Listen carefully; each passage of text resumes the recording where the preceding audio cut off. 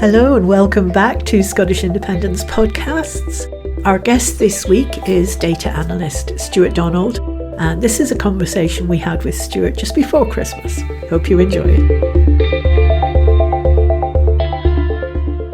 So welcome back to the studio, Stuart. The last time we spoke to you, we were talking about how proportional representation can keep the far right in check. And this time we've got a whole load of graphs that are on the topic of inequality in society and the correlations of that with other problems in that society. We definitely wanted to get your view on that. Fantastic. Thanks very much. And the data we're talking about is a series of graphs which were published on Bluesky by Inequality News. And these graphs are based on the evidence of Professors Kate Pickett and Richard Wilkinson from their evidence base called The Spirit Level at 15, which was published by the Equality Trust. Inequality News decided that they were going to post one of these graphs every day in the run-up to Christmas.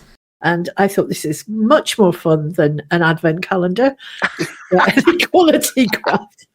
It's interesting. I hadn't realised they were doing one a day up to Christmas. Actually, having heard that, Fiona, I'm now thinking, it's a bit like something out of Christmas Carol, isn't it? That Scrooge would do, all about how, inequality affects people. Have you come across them before, Stuart? Is that a site you've looked at before? Yeah. I have actually, yeah. They helped me. They published some of my initial sort of articles on the link between first past the post and inequality. And I think they were pioneers maybe 10, 15 years ago in just bringing out just how relevant inequality is and how damaging it is. So yeah, they're great, Now, if you're listening to the audio version of this podcast, we're going to be talking about 5 graphs which compare countries with the highest income inequality with those of the lowest income inequality. So the highest inequality countries, USA, Israel, the UK. Then there's a whole load of European, Canada and Australia in the middle.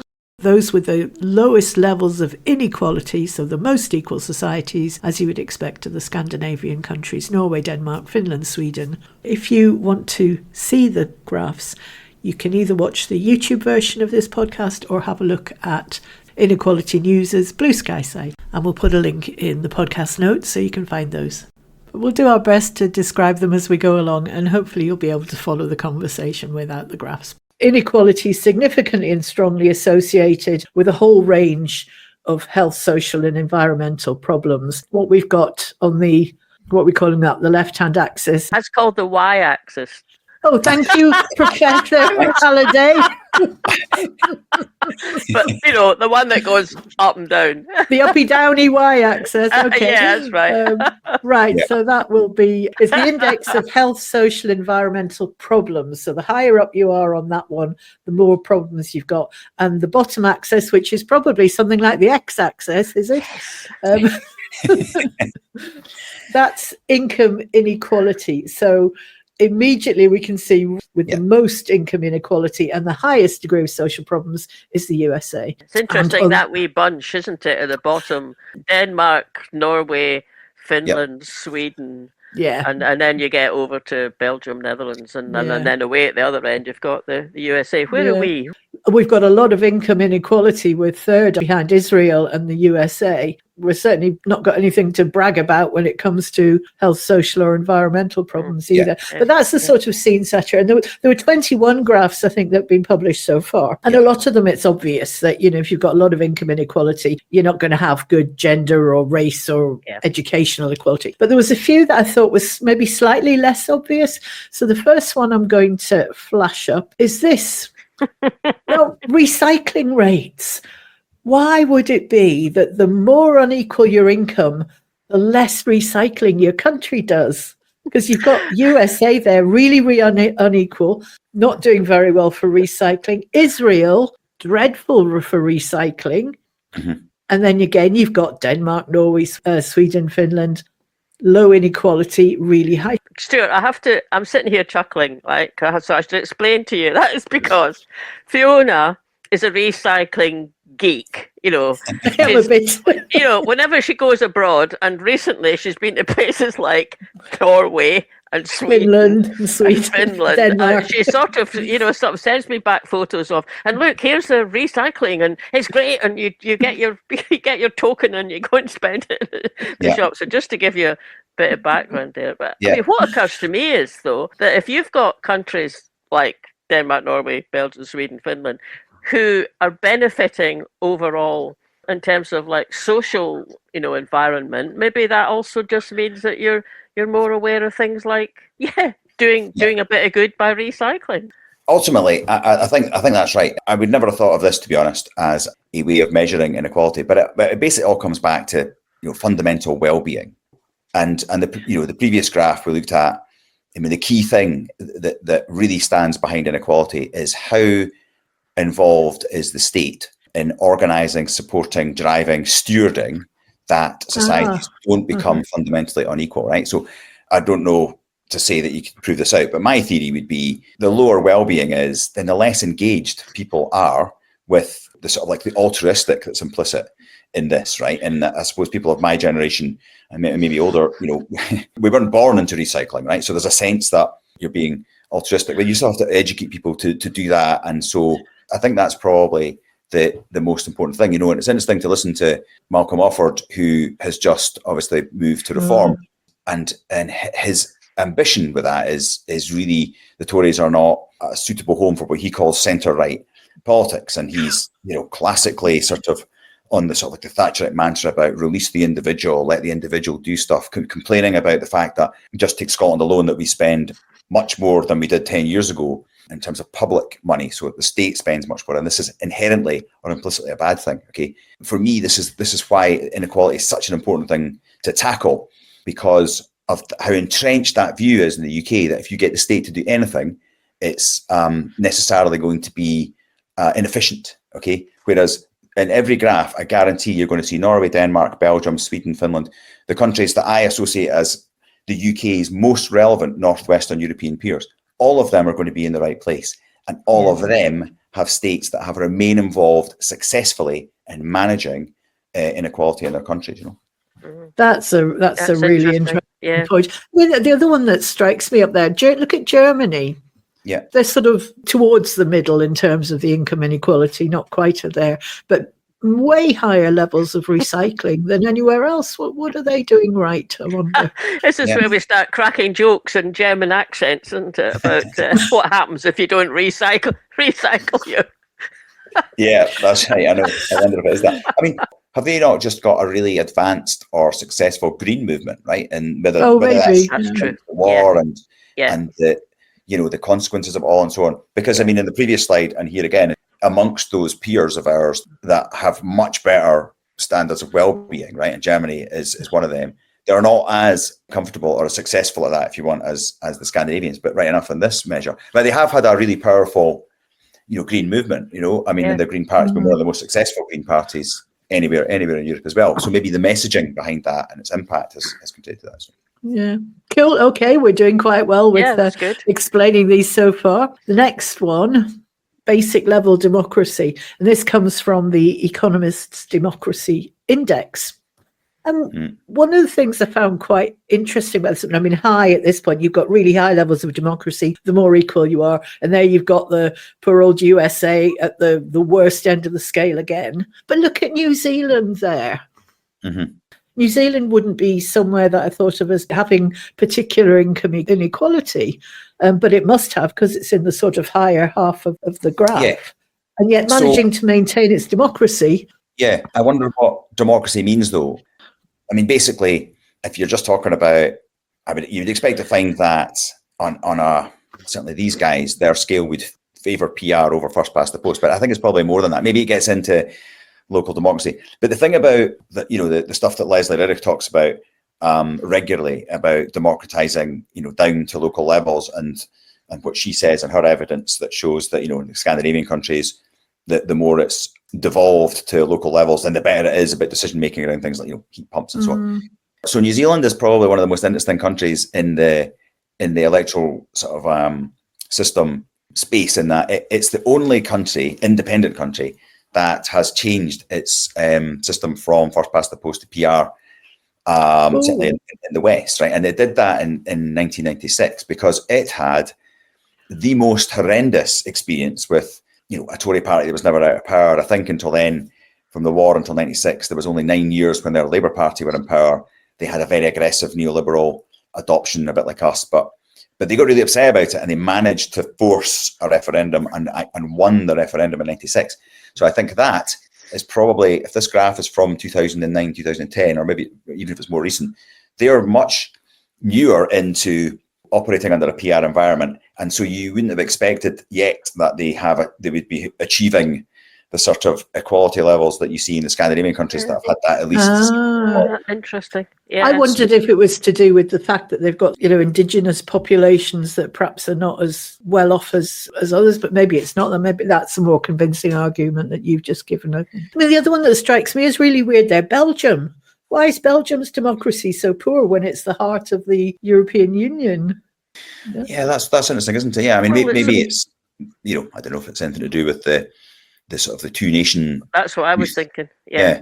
But so they must have some way of calculating that what democracy means. But fundamentally, the Scandinavian countries are in the right place again, and we know that they've got PR, and we know that they have much more decentralized local authority power. Consistently a model to follow, really, aren't they? Yeah. So, even if one of the things that they took into account was how people feel.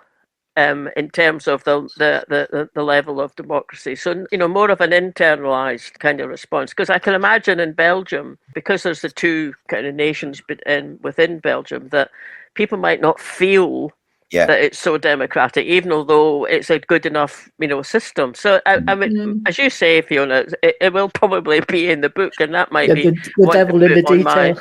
Christmas list. Yeah, I think it would be really interesting. But then, France is not much better there. If you look at France just up from Belgium. Yeah. And the UK, again, not getting any medals for being either very democratic. And of course, we're very unequal. Yeah. So, right, next one. Let's see, this one surprised me because I just thought, why? Why would that be the case? But mental health stigma. Now, not mental health, not poor mental health, but the stigma around mental health is associated with income inequality. Why? Why should that be, do you think? So this is difficulty talking to a person with a significant mental health difficulty is the y-axis. And big spread as well, isn't there? There's a big spread in that. Yeah. But the trend is that the higher the income inequality, the harder it is to speak to somebody with a mental health difficulty. I'm not seeing the connection there. No, and this is the thing that's fascinating about their work, I find, because it's sort of trailblazed for everyone else, and I think even people like Danny Darling that have come to it then more with a social geography perspective. But it is uncanny, and every slide you look at, you sort of can't help but conclude, look, if you allow societies to suffer serious inequality, then everything is impaired. Yeah. I mean, and the work I'm doing, like in parallel for stuff that I'm going to publish in Q1. But one of the big challenges is actually, whilst everybody knows inequality is bad, it's very difficult to sort of actually see it in action. What does it do? And if there's a criticism of this book, it would be that it's compelling, but there's something that's not tangible enough about it to make it real. But this would be it. If you invest in a proper welfare state, right? Let's use that term without trying to sound like an old-fashioned socialist, because you get tarred with the wrong brush if you use that sort of language. You look at what the UK's done over the last 45 years. That we've invested every year for the last 45 years something like 30% less than the average of our natural northwestern European peers. That's the Scandinavian countries, the German-speaking countries, Benelux, France, and Ireland. 30% a year, every year less in social spending for the last 45 years. I mean, that's an astronomical sum of money to compound up every year, right? And this is why, again, Danny Darling's book that you don't want to read at Christmas, but it is, I would recommend it. Everybody should try and read it. Seven Children gives you some really powerful windows into what real misery means. The forgotten people that don't vote, and that you have to make choices between buying crayons for the kids and food and stuff like that. Really horrific stuff. It's that sort of thing. You think, well, why would anybody suffering that be concerned about how they speak to someone with a mental health difficulty or recycling? Is that how we're going to end up consuming this? It becomes maybe the orthodox way of understanding inequality, if we ever get there in the UK, because I think it's all bound up with that. That's kind of prompted me back to Dickens's Christmas Carol, really, because that's what I mean. It's about social inequality, that story, and and a guy who's hoarding onto it in the way that billionaires are. Even I don't know if we've quite got to trillionaire yet, but billionaires are, and what a billion is in terms of how much more it is even than a million is actually really difficult to get your head round, and people are coming up with some good examples of it. But I mean, so it's interesting that, and I mean, Fiona has looked at these inequality graphs in more detail than I have, but I did have a quick look through them, some of them, and I was left with the impression that they're sort of painting a picture of a network of, well, I was going to say unintended consequences, but maybe that's not the right way to think about it. A network of consequences that are emerging from this growing inequality that Western countries are showing over the last 20, 30 years, something like that. And it's going to have, well, it is already having a big effect on our society. And as you say, it's really difficult to get your head around it. But these graphs certainly help with that. I mean, it's like, if you like graphs, because the three of us all like graphs. We all like graphs. So, so I'll go look at those and go, my goodness, look at that. But that doesn't work. We know that doesn't work for most of the population. So it is important to kind of get images and stories round about that. And like that one you mentioned, Danny Dorling's book, The 7 Children, that does it. Right, and also, not to sort of like plug my research, but and just to your very point there about how do you actually communicate some of the stuff, not on this slide, unfortunately, because they're not there. But if you take the Anglosphere countries in the previous 2 or 3, but probably the next one as well, they are all near the UK, right? And what they have in common with the UK is that they too have a first past the post system. Our countries that only have 2 parties and in the neoliberal era have succumbed to the same, if you want, capture, right, of marketising and privatising and so on as the UK, which is very different from all the rest of these countries. So that exactly sets up the final slide I've got, because it's on the biggie, infant mortality. Right. And look at there, we've got Canada, New Zealand, UK, Australia, USA, all the English speaking, all the former colonies, dare we say it, of the UK. Canada surprised me, I have to say, but why is that? Just at how high their mortality, their infant mortality was. But I would say that the main explanation for that would be that the first past the post system in the last 45 years has basically, removed or compromised the progressive voice in those countries to the extent that they've made basically no impact, right? We know that ourselves from our Labour Party. The same has happened in all of these countries, Canada, New Zealand, Australia, UK, and the USA. We can talk about the other ones in a minute, but basically this is probably the most powerful. And I think this is, again, Danny Dorling has used this stat more than any others because people can relate to it. It's obviously a horrific thing. Again, the gap, though, that we have to close, and again, I'm trying to do this with this work I'm doing. So, you can see how if you don't invest in health and social services and in society generally, how that could mean poorer health outcomes, none more tragic than children dying. And that's it, though. And the power there comes from the fact that, well, how come it is these countries with their mad 2-party systems seem to have this dreadful stats compared to everyone else where they don't have 2 parties, they've got multiple parties that they operate in coalitions. The crucial thing there, I would say, is because in those coalitions there is either always or regularly a meaningful and effective progressive voice, then they protect and ensure that public spending remains at a level higher than it would be if that voice wasn't there. Okay, and that's it. It's uncanny. It can't be a cultural thing that somehow they're all related to the British Empire. The link is really the electoral system. Come back to income inequality as well. Those countries at that end with the worst results of child poverty are not poor countries. It's just that the wealth is concentrated in a tiny, tiny few and sod the rest of them. Yeah.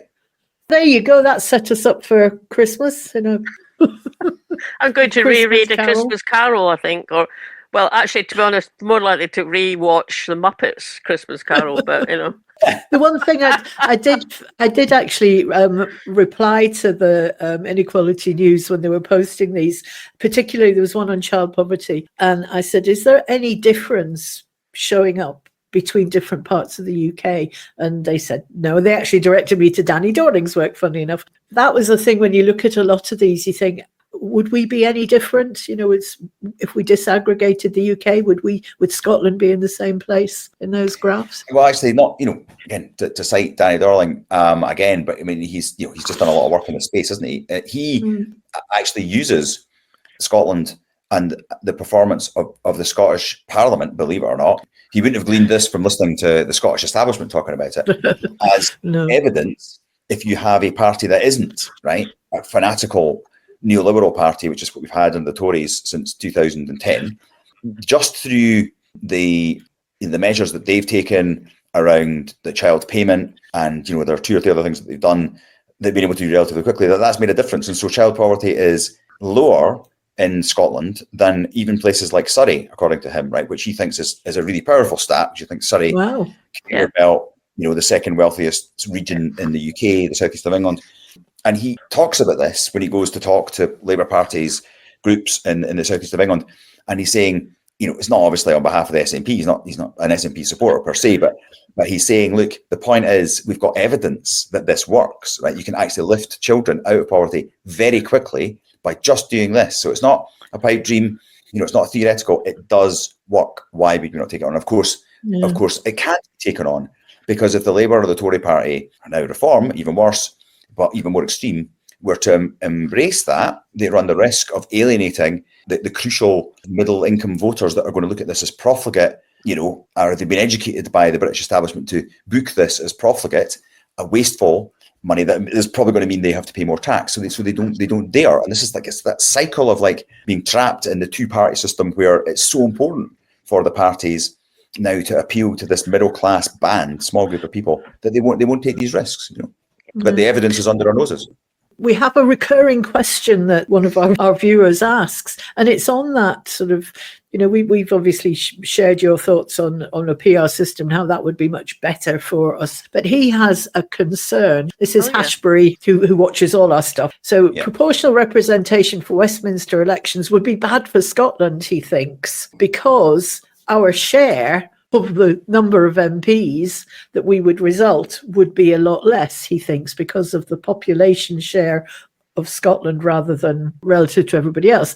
And we've kind of responded to him going, does it matter? Because, under first past the post, we can't do anything anyway. I sort of could understand, because he said this a few times on a few occasions when we've been chatting on, when there's been a premiere going out. And I sort of understood, because, when you see, BBC will have up, or someone will have up the latest polling for UK-wide. So the only Scottish-only party, Scottish-based party that ever appears on it is the SNP. It appears at about 3% of the vote, which is fair enough because they're looking at it in terms of the UK population. And I think that's where that kind of, having reservations about going to PR if one's main thing to achieve is get Scotland independent, because 3% of 650 MPs is about 20 MPs. So under first past the post, of course, the SNP can end up with over 40. Obviously doesn't at the moment because they can end up with 9.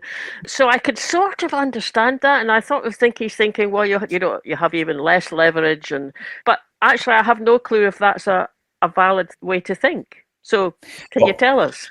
Sure. I mean, and so absolutely, that's a spot on way of characterising it. So the appeal of first past the post today for us independent supporters is we know we get more seats than we might otherwise get. Okay. But so the way I would, through the work I've been doing, think about this then is to say, well, what actually do we get from having, as it was, 56 out of 59 MPs in Westminster? So that was straight after the independence referendum. So for those of us independent supporters, it's probably the worst time to have such a huge showing to move the ambition.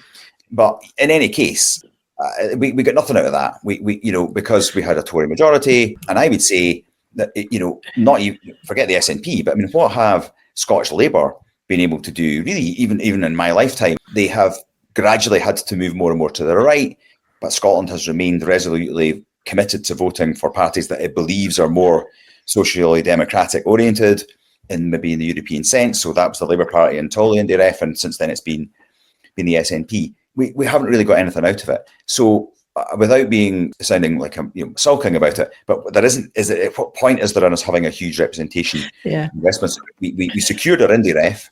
It appears now with hindsight opportunistically because of the way the Tories behaved towards us through the Scottish Parliament, and that's the way that the modern SNP seem to be driving that. And I'll say one other thing, and that is, although difficult to imagine, but if we did or we had been living in a PR context, then we probably would have had in the UK a Green Party, and we can't pretend that this is the linearly, if we just rolled back the years, that this would work out in this way, because everything changes with a different system. But you would have more parties, and therefore you would guaranteed have coalitions. If there was ever a case where, for example, the English Greens, as they exist today, were to do a deal with either Labour or the Lib Dems, they might need the support of a smaller SNP, and then they'd have to do a deal. And now, of course, the English Greens are supportive of Welsh and Scottish independence. They're supportive of decentralising and democratising across the UK. So it'd be a completely different context, right? So it wouldn't mean that necessarily independence is round the corner, but we would have a much different and arguably a healthier, probably more productive route to networking the idea of independence into the dialogue. As long as we've got first past the post, we'll be dominated by these big English parties. And it's not going to change. And now the third one is coming. That's going to be a turbocharged version of the Tory party. Is what we're going to get. Yeah, and if we had PR, you'd be unlikely to have a party with an overall majority. So already that weakens their power base. Yes, that's interesting, because it did sort of occur to me that even if we had all 59, so what? What does that get us right now? Nothing. So it's really helpful what you've just said about, we can't know how it would pan out if it was a PR system for the UK, but 20 MPs might end up being significant, depending on how things go. Would it need to be a PR system that was based on a complete UK-wide setup? I mean, I know that's the simplest and presumably, in a way, the purest way of having a PR system, but in Switzerland, there's a bit of a different way of doing it. I think even in Germany, couldn't you kind of have a PR system that took into account regions of the UK, of which Scotland would be, a region for the moment, so would Wales? Yeah, I mean, I think any PR system would naturally do that because, as you said, no one gets a majority. That's only happened with Scotland and New Zealand on one occasion, and it almost happened in Germany. And what they have in common is they share the mixed member system, right? So they've got a first past the post element, and then it's offset by the list element beside it. So it's PR, and that means it's good. It's not as PR as other models, and so that's the beginning. But what it means is that you have to do deals, and that means that things like regional interests and other core interests come to the fore. So you remember we spoke about on the first time I came on, the Netherlands early in the year or last year. Its government had had four parties, amongst which was one called the Farmers' Party, and it was almost like a single issue party. And its issue was that it wanted to alleviate the pressure on nitrogen pollution reduction. If you think of it, so this affects obviously thousands of farms and tens of thousands of people, but largely that was their thing. And that got into Parliament, right? They got into government, they had 6 or 7 seats, and then they were part, of the coalition. So, this is the sort of thing that can happen. Part of the work that I'm doing just now is going to show that why is it that the southeast and the east and the East Midlands of England were the areas that turbocharged the Brexit vote and are now the areas that are going to turbocharge Nigel Farage's reform as they get into power in 2029. And it's all linked to the same thing, but it's to do with the fact that because first past the post allows parties just to major on the marginal seats, right? And that's this group that cuts across England, but across the Midlands and so on.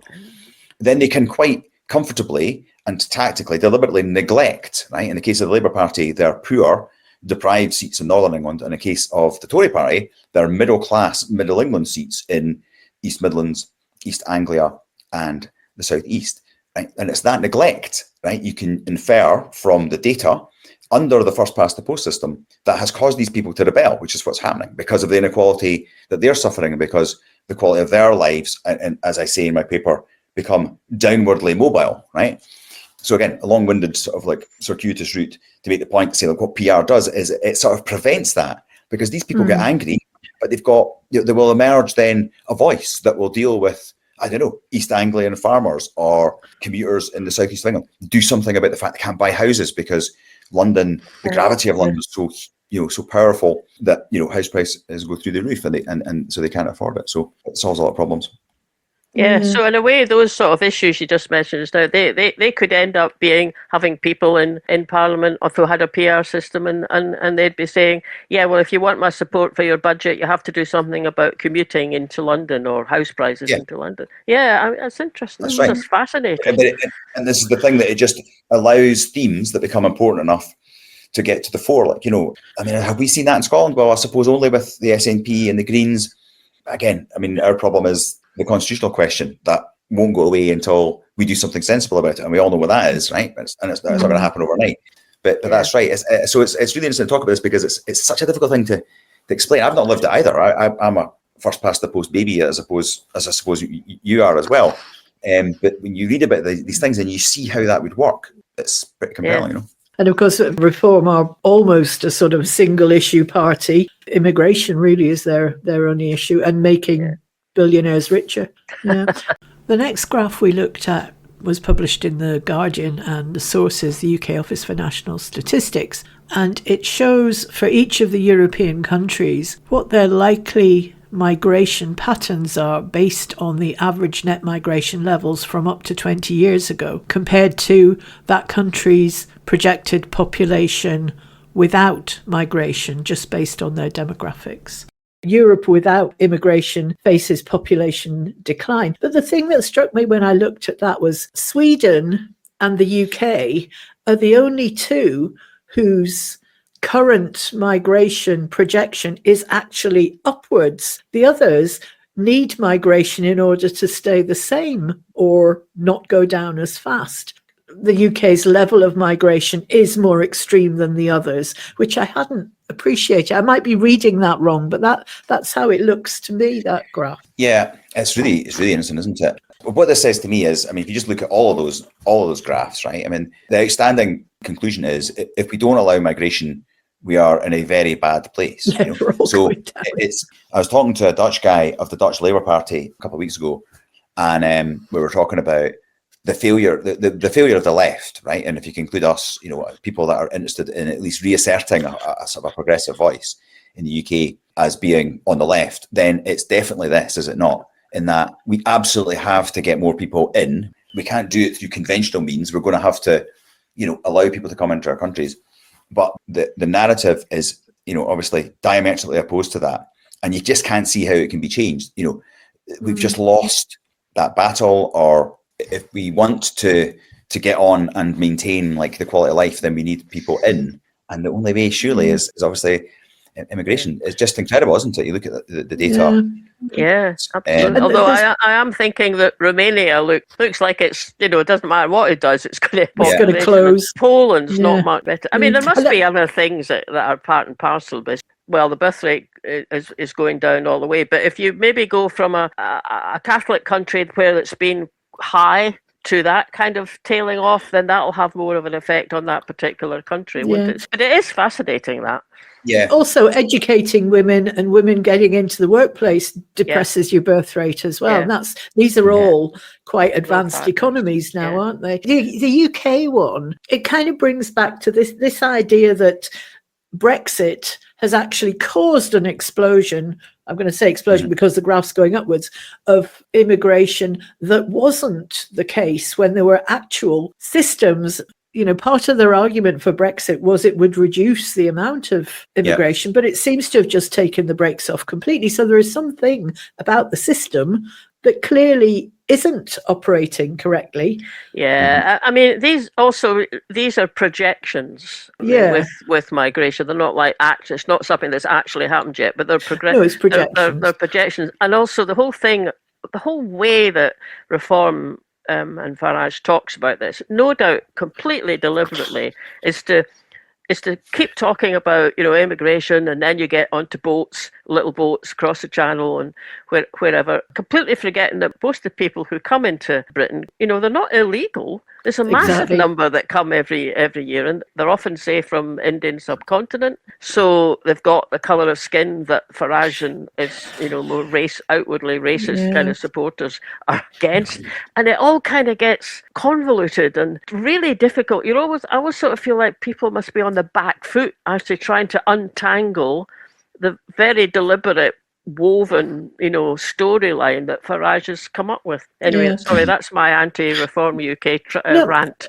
You're right, though, and you can see that kind of data, you're right, this is a projection, not necessarily how it's going to pan out, but you can see how people would look at that and say, well, we already don't have enough houses, our public services are already stretched, and you're going to double the number of people coming in. So to me, that is the bit that requires a better story, a better narrative, and probably some better actual solutions as to, well, how many people coming in is the right number. And, looking at that, Germany's the one who seems to have got it almost straight on if what they're trying to do is achieve the same number going forward. If you want to bring it down, what some of the others are. If you want to bring it up, well, some of the others are doing it. But, that it's what is the right number? And is that driven by GDP and population growth narrative rather than what actually is the right number to sustain a healthy population? Well, I mean, it's partly driven by demographics, isn't it? Because in Western countries, we're all living older. We're living for longer, but we're not in work.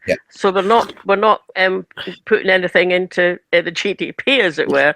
We're using up resources like NHS and what have you. But we're not putting anything into what keeps that going. And it's younger people who are in work who do that. So it's kind of, it's just complex. Then what happens when they get old? You need more people because then there's more older people. But immigration, because it's typically younger and fitter people that come, then that sort of takes care to some extent of the, the reproduction or the next generation to a great extent. I think that's why it's one of the reasons it's given for why Scotland's fertility rate is lower than England's, or certainly it was in the 80s or the 90s, is because just there were more immigrants that went to settle in England than in Scotland proportionally, and that had an impact. But one of the other things that I think is really interesting about that, and again, it's easy to look at the UK and think, oh, we're just like the rest of Europe. We've all got this perception there are too many people coming in, and that data shows that it's not the case, is that the UK is unique, and this goes back to why reform are so dangerous because of how popular they become. In that it's not just the disenfranchised and the lower income areas of society that are spooked, let's say, by this the appearance, the perception of being overrun by immigration, right? It is also people much higher up the food chain, right? Back to the point I made about the those regions of England that vote for Brexit, the same regions that are going to vote en masse for Farage. So Farage has managed to create just like an incredible fusion, right, of the traditional English working class, traditional English Tory voting Middle England middle class. And actually the data, certainly from the last MIC More in Common poll in September, suggested that he's going to get almost like a 100-seat majority with 31% of the vote, right? And so this is, again, back to why first past the post is so dangerous, right? And the final thing I'd say is that this whole thing that gets called identity culture politics, that even the establishment groups, Resolution Foundation, the IFS and so on, all got on board with this. Oh yeah, the axis of British politics has changed. It's not about class anymore. It's not about working class against middle class. It's all about identity. Are you European or pro-European? Are you British, Public English and so on? It's just sort of like the first past the post narrative that both the Labour Party and the Tory Party are now reform have driven it, a way of explaining away or avoiding having to deal with what is underneath it all fundamentally a problem driven by inequality. They can't deal with that. No one can stand up. No one in Starmer's plan. If they do stand up and say, now the problem is inequality, we need to distribute more to the needy, they end up being treated like Dan Abbott, Jeremy Corbyn, and ostracized, and they die. They're no longer relevant politically. It's incredible. You look at the gap and all that stuff you showed earlier. This is the problem. It's nothing to do with culture and Europe and all that. It's nonsense. It's misery, and it's about inequality. And if we continue to ignore that, it's just going to get worse. And of course, Farage is a turbocharged version of your worst Tory nightmare.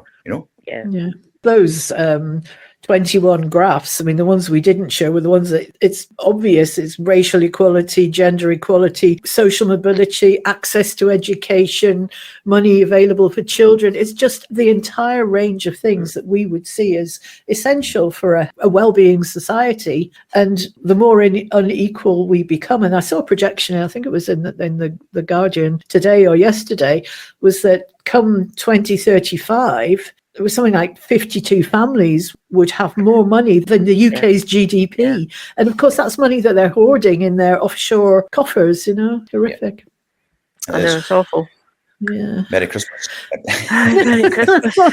Yes, this is going out in January, I would think. So by then, people will have had their Christmas. You'll have had your Christmas, yeah. So the last image that we had then this is the Holyrood seats projection, and this is based on having looked at the constituency and the region. And I have some questions about that. But the seats projection is that the SNP would have 60. That's not a majority because you need 65 for a majority. Labour would be on 19. Reform would be on 17. The Greens would be on 17. Wow. The Tories on 11. The Lib Dems on 5. And Alba are nowhere to be seen. The thing I wanted to ask you about, Stuart, I remember last time we spoke, did there not also have to be, it was something to do with how evenly spread they were, those votes across the place? Because what strikes me there, the Greens in particular, based on their vote share, this is suggesting that in the constituency, they would get 4 seats. Yeah. I find that curious, and then they've got a projection of their 17% of the vote on the list that would get them 13 seats. That's probably more believable. So that's where their 17 altogether comes from. But they don't stand in every constituency, for one thing. They've never won a constituency seat. Yeah. I'm just wondering how good is that kind of projection when it comes to that system? They do stand in, well, I'm sure one of those will be used to be Glasgow Kelvin, because they have stood. They have stood there before. But presumably what's different now is that in these constituency ones, we've got another player, quite a big player, who can upset everything. Yeah, but according to this, they're not projected to get any seats in the constituencies. But they can affect who does They can affect, yes, they can. They might break up what was previous kind of tactical voting groupings as well. I don't know this for a fact, but my sense would be, this is just another example of PR in action, right? So, and you can infer some of this as well from what happened to the SNP in 2007 and then 2011. So, because of PR, the Greens have had profile, and you've had high profile. I think most people would accept, impressive orators, people like Ross Greer and Patrick Harvey.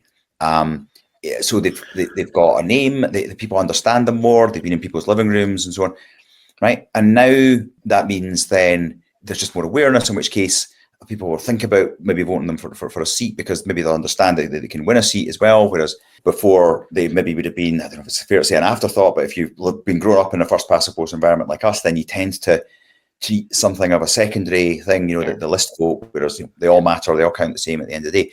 Same happened with the SNP when they won their major majority in 2011. A lot of that came from the list, because people still weren't confident, if they wanted to vote for the SNP, that it was worth voting for them in Glasgow seats. When you look back at that election, we were still pretty surprisingly unrepresented in the seat side of Glasgow, as opposed to the list. And then they learn about how the system works, a subconscious collective thing that goes on. People, this is what's so dangerous about PR. If you are an establishment British Tory and you don't want anything to change ever, and the only thing that ever decides anything is the voice of the Tory party south of the River Trent. This is why I think that if there ever was a referendum on PR in the UK, it would be the mother and father of all battles. It would make Brexit and all the rest look like a walk in the park, because there are so many extremely well-funded and wealthy areas of British life that are going to be hugely at risk when you break the hegemony of the two-party arrangement. It's interesting to see what Farage does if he gets a single-party majority. Will he mess with these people? Maybe they get challenged there, but it won't be the same as it being a coalition of a real social democratic party from England, Scotland, the Liberals and the Greens, that then get power for 5 years with a proper majority, and the sort of way they might choose to deal with establishment wealth and all these things that have never been touched in the UK. So I think that's that. I think, and this is another argument I would say for it's not a powerful one, but it is an argument for independence to say, listen, when we get independence, we don't have to go through what the New Zealanders have had to go through. So a quarter of a century coming to grips with it. I mean, when you look at the results from political elections, you can still feel the hand of first past the post on it, because there's still two big parties that get most of the votes. They still always need, more or less, in most cases, coalitions. But it takes a long time. We hit the ground running in, 10, 15, 20 years with a mature society that understands PR and that has lived with coalitions and their peculiarities and inefficiencies and so on. So you wonder if the slow movement of that itself isn't going to help us. Look at how successful our Green Party is compared to the English Green Party. The irony as well, though, is that the SNP are banking on getting a majority, which is not what our system's designed to do. It's like, they can't move into this PR space. I know. Shot himself in the foot, I think. Well, from an independence perspective, you think, well, go for it if you think you can get there. But that is, as you point out there, a vestige of our first past the postness. Yeah, not? It is. Culturally, we're still there, But, it's like that's the only thing that counts. And, why anybody, if we do end up with 77 pro-indie MSPs, why on earth would you say, well, I'm sorry, that's not good enough because one of those parties didn't get more than they should?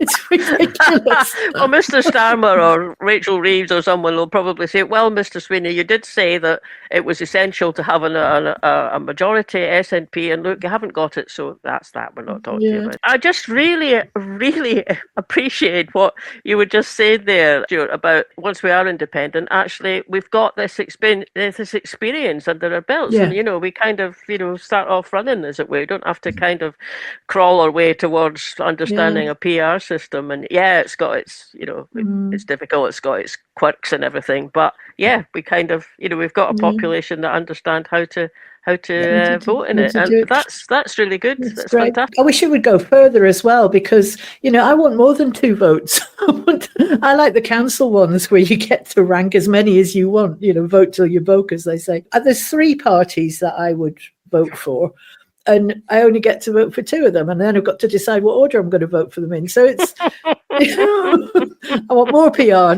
Well, maybe even that will come. Hopefully. As I said earlier, I've got a paper coming out with a sort of campaign group looking at first past the post in the neoliberal era and its link with inequality, that just sets out that discussion, and the end game being Nigel Farage's reform, and its likelihood now of a single party majority.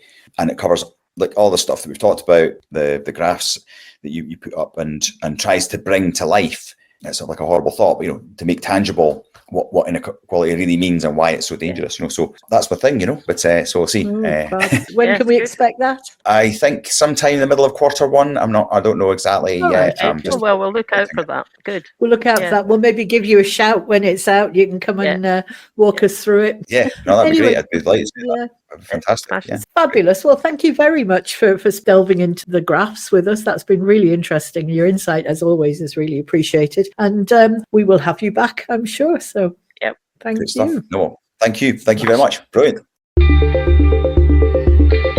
Thanks for listening, everybody. Hope you enjoyed that. Don't forget to subscribe to us wherever you get your podcasts. And if you're listening on YouTube, you can click the little bell and you get a reminder whenever we put out a new episode, which is every Friday. And sign up for our mailing list. You can do that from the website. And we always send one out at the beginning of each month to tell you what's happening. Last but not least, you can buy us a coffee on coffee.com.